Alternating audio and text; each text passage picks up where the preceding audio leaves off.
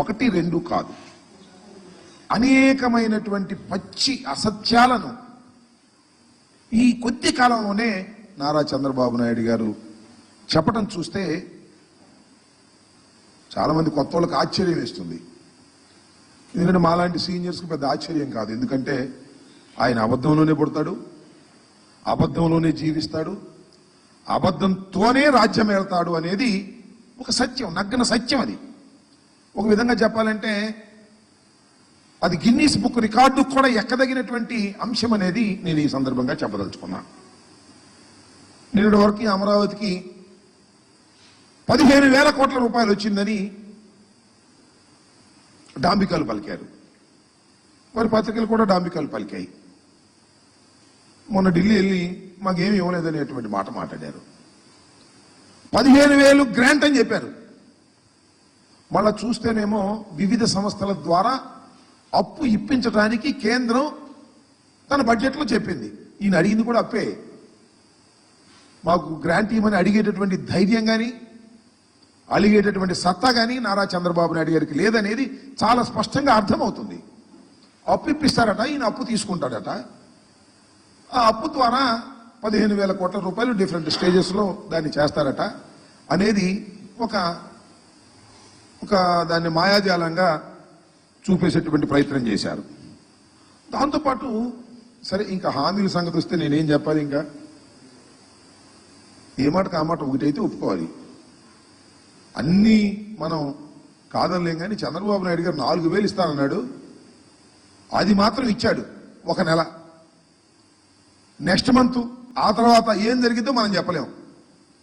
ఇస్తాడు, కొంత దూరం పోయిన తర్వాత అనర్హులు చాలా మంది ఉన్నారు,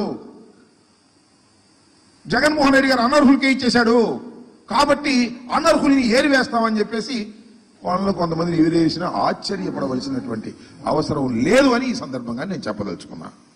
ఇంకా గ్యాస్ సిలిండర్ల పని, ఆ సూపర్ 6 పని నేనేం ప్రత్యేకంగా చెప్పాల్సిన అవసరం లేదు.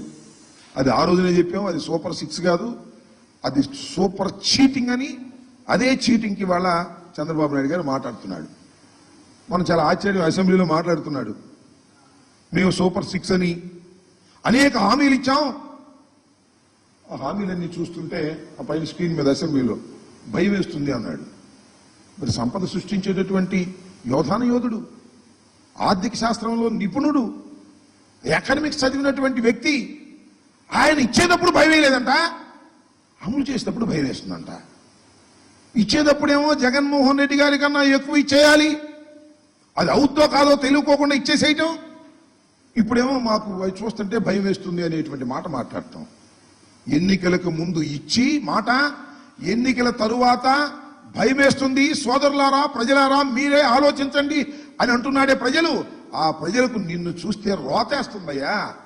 హామీ ఇస్తావు, హామీ నిలబెట్టుకోలేని నీ ముఖాన్ని చూసినప్పుడు ఆంధ్ర రాష్ట్ర ప్రజానీకానికి రోత వేసేటటువంటి పరిస్థితి, పశ్చాత్తాపం ప్రారంభమైంది. అయ్యో ఎందుకు వేసాంరా చంద్రబాబు నాయుడు గారి మాటలు విని, ఎందుకు ఇన్ని అబద్ధాలు నమ్మి మనం ఎందుకు ఓటేశామనేటువంటి పశ్చాత్తాపం రాష్ట్ర ప్రజల్లో 2 మాసాలు నిండక ముందే ప్రారంభమైంది. ఇది చరిత్రలో ఒక గొప్ప అంశమని ఈ సందర్భంగా నేను మనవి చేస్తున్నా.